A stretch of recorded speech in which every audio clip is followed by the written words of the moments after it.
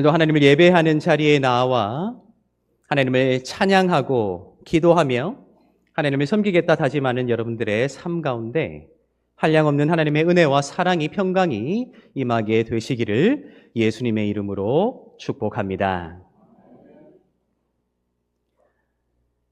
하나님이 계시지 않는다 생각될 때 우리에게 생각나는 성경 구절 한 곳이 있지요. 사람들이 하는 말이 내 하나님이 어디 있느냐. 시편의 저자에게 가슴을 찌르는 듯한 고통으로 다가왔던 그 질문. 때로는 내 삶에서 찾아오는 수많은 회의적인 질문들 앞에서 내가 내 스스로에게 던지는 질문이 되어가고 있는 것은 아닐까 하는 생각을 해보게 됩니다. 너의 하나님이 어디 있느냐? 하나님께서 살아계시는지, 하나님께서 역사하시는지, 하나님께서 나와 함께 하시는지, 나로서는 도무지 알 수 없는 삶의 문제들에 갇혀 허우적거리고 있을 때에 수천 년 전 시편 저자를 향해 손가락질하며 물었던 그 질문이 이제는 오늘을 살아가는 나를 향한 손가락질이 되어 네가 그렇게 믿는다고 하는 너의 하나님이 어디 있느냐 하는 질문으로 나에게 작용하고 있음을 우리는 신앙의 여정 중 때때로 경험하게 된다는 것을 우리 모두가 알고 있습니다. 이제는 사람들이 우리에게 도전하며 질문하고 있지요. 당신이 믿는다는 그 하나님이 살아계심을, 아니 존재하고 있음을 나에게 증명한다면 내가 믿을 수 있겠노라. 그럴 때 우리는 어렴풋하게 우리에게 들려왔던 수많은 가르침들을 머릿속에 되뇌이게 됩니다. 하나님은 증명의 대상이 아니라 믿음의 대상이다. 그도 그럴 것이 2000년 전 하나님의 아들이신 예수께서 이 땅을 직접 걸으시며 사람들을 만나시며 수많은 기적들을 행하셨을 때 그분이 행하시는 그 일들을 바라보고서도 믿지 않았던 사람들이 있었다는 사실이 우리에게 생각나게 되는 것이죠.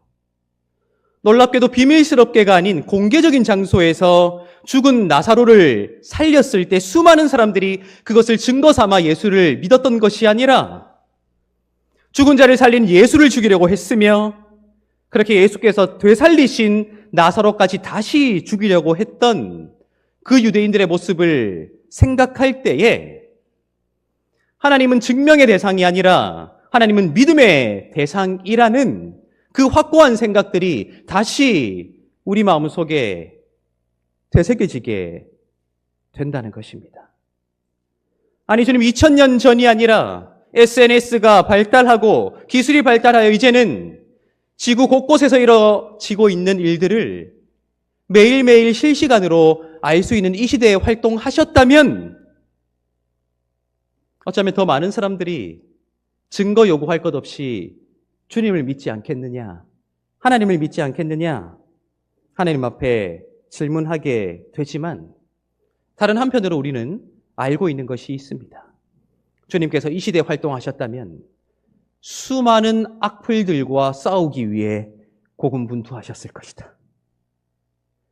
수많은 거짓 뉴스들과 이른바 찌라시들로 인해 고난당하셨을 것이다.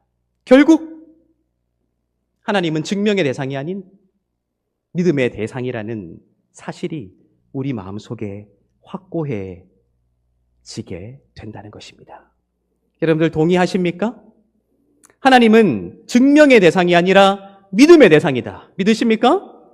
하나님은 증명의 대상이 아니라 하나님은 신뢰의 대상이다. 고백하십니까? 하나님은 증명의 대상이 아니라 신앙의 대상이다. 진심으로 고백하십니까? 맞습니다. 하나님은 증명의 대상이 아닙니다. 하나님은 믿음의 대상입니다. 그런데 놀랍게도 오늘 우리가 읽은 말씀에는 조금은 다른 결을 가지고 있는 이야기를 기록하여 우리로 읽게 하고 있습니다. 하나님은 증명의 대상이 아니요 믿음의 대상이라는 그 믿음의 방향성과는 반대되는 이야기를 우리에게 말해주고 있다 하는 것입니다. 오늘 우리가 읽은 말씀 에스더라는 한 개인의 이름이 제목이 된 이 책은 이미 우리에게 잘 알려진 이야기를 기록하고 있습니다. 유다인들이 지켰던 부림절이라는 절기가 어떻게 시작되었는가 하는 것을 오늘 이 말씀에서 기록하고 있기 때문이지요. 그리고 놀랍게도 하나님의 이름이 단 한 번도 언급되지 않는 책으로도 우리에게 잘 알려지고 있습니다. 하나님의 말씀인 성경에 속해 있으면서도 하나님의 이름이 단 한 번도 언급되지 않는 책이기에 많은 사람들은 이 책을 숨겨진 하나님에 관한 이야기가 아닌가 하고 해석하고 있는 책이기도 합니다. 유다인들에게 큰 위기가 찾아왔습니다. 주권을 상실한 지 오랜 세월이 지나 페르시아가 온 세상을 제패하고 있을 그때 모르드게라는 신실했던 유다인을 밉게 보았던 아각 사람 하만이 페르시아 제국 내에 살고 있었던 모든 유다인들을 살육하고자 하는 계획을 세웠고 유다인들을 멸절시킬 수 있다면 왕에게 얼마나 많은 재물을 드릴 수 있는가 하는 것을 공공연하게 자랑한 사건이 펼쳐지게 되었습니다. 아각 사람 하만, 하나님의 말씀을 어기고 사울이 죽이지 않았던 아말렉의 왕 아각의 이름이 떠오르는 것은 우연이 아닐 것입니다. 왕의 조서를 받아 이제 모든 유다인들을 죽여도 된다는 허락을 받았던 기세등등했던 하만을 바라보며 모르드게는 자신이 할 수 있는 유일한 행위를 하게 됩니다. 굵은 베옷을 입고 성중에 다니며 통곡하며 결국 성문에 이르게 되는 그 비통함과 슬픔을 표현하는 것 밖에는 자신이 할 수 있는 것이 없음을 여실히 깨달았습니다. 왕후였던 그의 조카 에스더를 섬겼던 신하들이 그 모습을 보고 에스더에게 전하게 됩니다. 그리고는 굵은 베옷을 입을 것이 아니라 새 옷을 입기 위해 새 옷까지 보내었으나 그것을 거절하고 계속해서 통곡하고 있는 모르드게의 이야기를 듣고 에스더는 무슨 일 때문인지 그에게 질문하게 되지요. 내시를 통해서 말입니다. 그러자 모르드게가 어떻게 이야기하게 됩니까? 우리 7절과 8절을 한번 읽어보도록 하겠습니다. 7절과 8절입니다. 모르드게가 자기가 당한 모든 일과 하만이 유다인을 멸하려고 왕의 금고에 바치기로 한 은의 정확한 액수를 하닥에게 말하고 또 유다인을 진멸하라고 수상궁에서 내린 조서 초본을 하닥에게 주어 에스더에게 보여 알게 하고 또 그에게 부탁하여 왕에게 나아가서 그 앞에서 자기 민족을 위하여 간절히 구하라 하니. 아멘. 왕궁에 있었기에 일의 소상을 알지 못하는 에스더에게 하만이 어떤 짓을 꾸미고 있는가 하는 것을 알린 모르드게는 단지 알린 것으로 끝내지 아니하고 왕에게 나아가 왕후로서 이 일을 알려 유다인들이 죽지 않게 해달라고 부탁할 것을 청하게 됩니다. 그 청을 들은 에스더는 굉장히 곤란했지요. 왜 그렇습니까? 왕이 먼저 부르지 않았음에도 먼저 왕에게 나아가는 자들에게 기다리고 있는 법은 오직 한 가지. 무엇이죠? 죽이는 법. 혹여나 왕이 금규를 내민다면 그는 살 수 있겠으나 애석하게도 에스더는 왕후였음에도 불구하고 왕이 부르지 않은 지 30일이 지나가고 있었다 하는 것을 모르드게에게 말하게 되지요. 모르드게가 자신이 베옷을 입고 우는 것밖에는 할 수 있는 것이 없다는 것을 깨달았듯 에스더도 자신이 처한 그러한 상황을 모르드게에게 알리게 되었다 하는 것이죠. 그런데 그 말을 들은 모르드게가 에스더에게 무엇이라 말하게 됩니까? 우리 12절부터 14절 제가 읽어드릴 테니까요. 눈으로 읽으시기 바랍니다. 그가 에스더의 말을 모르드게에게 전하매 모르드게가 그를 시켜 에스더에게 회답하되 너는 왕궁에 있으니 모든 유다인 중에 홀로 목숨을 건지리라 생각하지 말라. 이때 내가 만일 잠잠하여 말이 없으면 유다인은 다른 데로 말미암아 노임과 구원을 얻으려니와 너와 내 아버지 집은 멸망하리라. 내가 왕후의 자리를 얻은 것이 이때를 위함이 아닌지 누가 알겠느냐 하니. 아멘. 베옷을 입고 죄를 뿌려가며 슬피 울었던 모르드게이지만 에스더에게 전한 그의 답에서 놀라운 고백을 우리가 발견할 수 있게 되지요. 어떤 고백입니까? 모르드게는 자신이 할 수 있는 것은 없음을 명확하게 알고 있었으나 유다인들이 결국에는 구원을 얻을 것이라는 명확한 확신을 가지고 있었다는 거예요. 이때 내가 만일 잠잠하여 말이 없으면 유다인은 다른 데로 말미암아 노임과 구원을 얻을 것이다. 그러나 네가 입을 다물고 있다면 너와 네 아버지 집은 멸망하게 될 터인데 네가 왕후가 된 것이 바로 이때를 위함이 아니겠느냐 하는 놀라운 고백을, 놀라운 확신을 이 짧은 답을 통해 에스더에게 선언하고 있다 하는 것입니다. 그 놀라운 확신과 믿음이 에스더의 마음을 움직이게 되지요. 모르드게의 그 확신을 들었던 에스더는 이렇게 결단하게 됩니다. 16절, 17절 한번 읽어보도록 하겠습니다. 16절, 17절입니다. 당신은 가서 수산에 있는 유다인을 다 모으고 나를 위하여 금식하되 밤낮 3일을 먹지도 말고 마시지도 마소서. 나도 나의 시녀와 더불어 이렇게 금식한 후에 규례를 어기고 왕에게 나아가리니 죽으면 죽으리이다 하니라. 모르드게가 가서 에스더가 명령한 대로 다 행하니라. 아멘. 내가 죽으면 죽으리이다.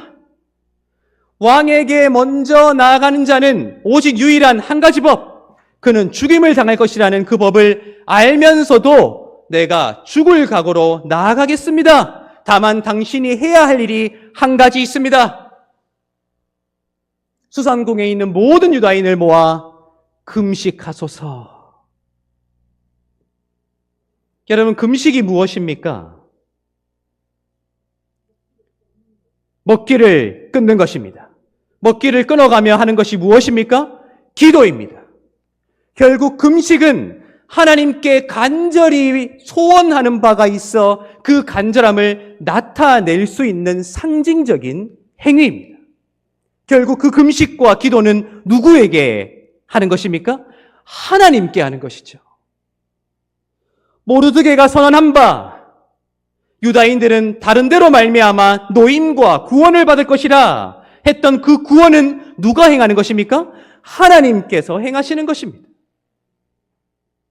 하나님이 단 한 번도 언급되지 않지만 어쩌면 하나님의 이름을 부를 수조차 없었던 처지였지만 그러한 상황과 그러한 아픔을 에스더서는 하나님의 이름을 언급하지 않는 것으로 나타내고 있을지라도 구원이 하나님께 있음을 확신하고 있는 모르드게, 그러므로 하나님께 금식하며 기도해야 한다고 선포했던 에스더, 그들을 통해 살아계신 하나님, 살피시는 하나님, 구원하신 하나님의 그림자가 온 유다인들에게 뒤덮이고 있음을 오늘 이 말씀이 우리에게 나타내고 있다 하는 것입니다. 어쩌면 하나님의 이름을 언급하는 것보다 더 강렬한 언어로, 더 강렬한 몸짓으로 하나님을 나타내고 있는 이 두 사람이 우리 두 눈앞에 서 있다 하는 것입니다.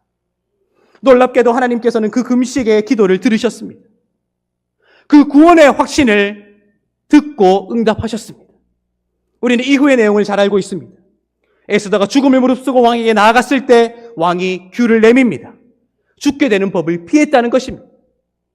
에스더를 통해 어떻게 유다인들이 고난 중에 처하게 되었는가를 알게 되고 오히려 유다인을 죽이려고 했던 하만을 긴 막대 위에 달게 되는 역사가 일어났다. 따라서 그날을 불임절로 이후에 유다인들이 함께 지키게 되었다는 것을 오늘 이 에스더라는 책이 우리에게 증거하고 있다 하는 것입니다. 여러분, 제가 말씀드렸지요. 하나님은 증명의 대상이 아니다. 하나님은 믿음의 대상이다. 그러나 에스더서는 그 반대의 결을, 그 반대의 방향을 우리에게 보여주고 있다. 놀랍게도 에스더서는 우리에게 선포합니다. 하나님은 증명할 수 있다. 하나님은 증명되어야 하며 하나님은 증명하도록 하나님을 증명할 수 있는 사람들을 찾고 계신다. 하나님의 이름이 언급될 수조차 없는 수많은 고난들 앞에서, 하나님을 우러러볼 수조차 없는 수많은 고난들 앞에서 수많은 사람들은 하나님이 어디 있느냐고 원망하듯 캐묻지만 그 하나님을 보이라, 그렇다면 내가 믿겠다 선언하는 시대를 살아가고 있지만 하나님은 증명될 수 있다. 누구를 통해서요? 나를 통해서. 하나님은 증명될 수 있다. 누구를 통해서요? 우리를 통해서. 하나님은 증명되어져야만 한다. 누구를 통해서요? 우리 교회를 통해서. 마치 그 냉혹했던 시대 속에 아무것도 할 수 있는 것이 없어 죄를 뒤집어 쓰고 굵은 베옷을 입고 울 수밖에 없었던 모르드게이지만, 그렇게 왕 앞에 나아가면 죽을 수밖에 없다는 것을 알면서도 목숨을 내던져 왕에게 나아갔던 에스더였지만 하나님께서 그들을 통해 살아계심을 나타내시고 그들을 통해 구원을 이뤄내시고 그들을 통해 하나님께서 함께 하심을 세상 가운데 나타내셨다는 것을 오늘 이 말씀이 우리에게 증언하고 있다 하는 것입니다. 따라서 오늘 이 시대 하나님이 우리를 그렇게 부르십니다. 이 시대의 모르드게, 이 시대의 에스더가 되어 너의 하나님이 어디 있느냐? 시편 저자에게 했던 그 행동 그대로 우리에게 손가락질하며 너의 하나님이 어디 있냐고 질문하고 있는 그들에게 내가 하나님을 증명해내므로 그 손가락짓이 부드러운 손짓으로 바뀌어 당신의 하나님이 여기 있음을 나도 믿게 되었노라 고백할 수 있도록 하나님을 증명해낼 수 있는 사람으로 살아가도록 우리를 부르고 계신다 하는 것입니다. 여러분 생각해 보십시오. 일맥상통하지 않습니까? 오직 성령이 너에게 임하시면 너희가 권능을 받고 예루살렘과 온 유대와 사마리아와 땅끝까지 이르러 내 증인이 되리라. 증인이 무엇입니까? 증명하는 사람이거든요. 누구를요? 눈에 보이지 않지만, 귀에 들리지 않지만, 손으로 만질 수 없지만 살아계신 예수를 증명하는 증인. 그것이 구약 성경에서도 하나님의 사람들을 통해 증명되어진 바라면 신약 성경을 통해서도 하나님의 사람들을 통로로 삼아 증명되어진 것이라면 그 말씀을 우리에게 주신 신실하신 하나님, 여전히 살아계신 하나님께서 이제 오늘 이 시대 우리를 통해 당신을 증명해 주기를 바라고 계신다 하는 것입니다. 여러분, 우리의 존재의 가치가 중요한 이유가 바로 거기 있습니다. 하나님께서 불가능한 것을 우리에게 원하지 않으십니다. 이룰 수 없는 것을 우리에게 부탁하지 않으십니다. 할 수 있습니다. 내 입술의 작은 말들이, 나의 작은 몸짓들이, 나의 삶의 모든 결들과 흔적들이 여전히 하나님의 이름을 담을 만한 공간을 주지 않는 이 세상 가운데, 에스더서처럼 말이에요. 이 세상 가운데 그럼에도 불구하고 살아계신 하나님을 증명해낼 수 있는 도구로 내 입을 사용하시는 하나님, 내 행동을 사용하시는 하나님, 내 삶의 흔적들을 통해 하나님의 구원하심을 나타내시는 그 하나님께서 그 일을 감당할 수 있는 존재로 나를 바라보시고 나를 부르시고 나를 세우신다 하는 것입니다. 여러분, 우리 이렇게 믿으면 좋겠어요. 때로는 하나님은 증명의 대상이 아니라 믿음의 대상인 것이 맞습니다. 그러나 하나님은 증명될 수 있다. 과학과 기술로 증명될 수 있는 것이 아니라 존재를 통해 증명할 수 있다. 어떤 존재요? 나라는 존재, 우리라는 존재, 교회라는 존재를 통해 하나님은 증명할 수 있다. 증명해야 한다. 증명하기를 기다리고 계신다.